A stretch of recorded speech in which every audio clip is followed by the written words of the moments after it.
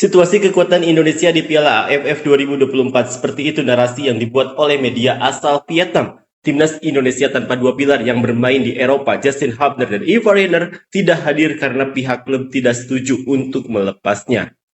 Pilar timnas Indonesia seperti Marcelino Ferdinand, Pratama Arhan, dan striker muda Strike semuanya akan berpartisipasi. Rata-rata usia Indonesia di turnamen adalah 20,3 tahun dan terdapat 18 pemain yang belum pernah bermain untuk tim nasional. Seperti inilah komentar fans Vietnam. Masyarakat kini menganggap Piala AFF hanya sekedar ajang rumput dan sampah. Namun jika membawa skuad lengkap untuk naturalisasi, mereka akan tampil di Asia Tenggara. Bahkan Thailand tidak ada urusan dengan Indonesia saat ini. Tidak ada apa-apa disebut ajang rumput.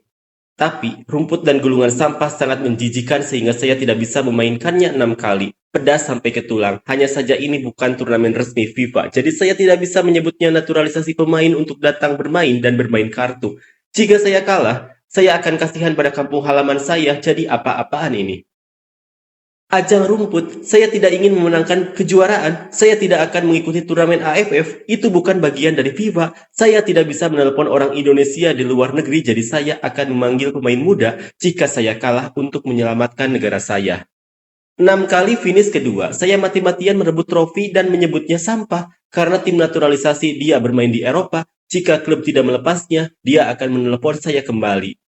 Pada gelaran Piala AFF ini, V-League akan ada jeda agar tim Vietnam bisa mengumpulkan pelatih untuk memanggil 6-7 pemain dari klub yang sama.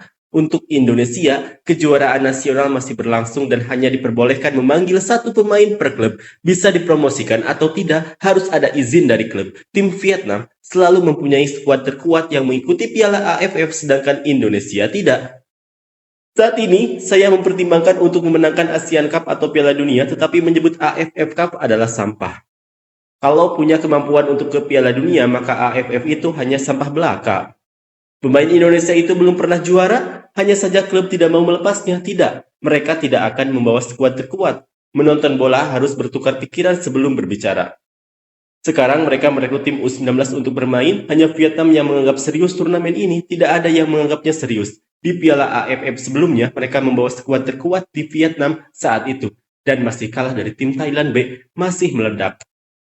Jika dia bermain U19, dia akan kalah, jadi jangan malu untuk menjadi bodoh dan memikirkannya. Sekarang, jika Anda bermain di musim panas, klub akan melepas orang-orang, Anda mungkin akan mendatangkan pemain berusia 11 tahun. Jika turnamen AFF adalah milik sistem FIFA dan klub mempunyai hak untuk melepaskan orang, sehingga orang-orang Eropa tidak punya cara untuk mempertahankan diri dan mengklaim kejuaraan.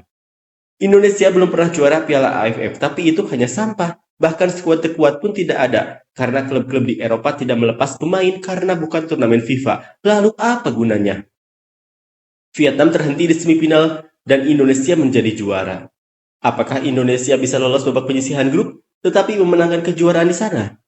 Marcelino Ferdinand berbahaya, cepat, terampil, teknik sempurna, striker strike, masih muda, dan belum berpengalaman dibandingkan dengan bek tengah Vietnam.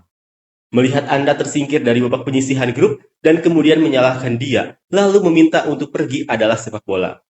Indonesia bermain keras untuk memenangkan Piala Dunia. Turnamen ini bukan bagian dari sistem FIFA, jadi orang Indonesia di luar negeri bisa datang dan bermain.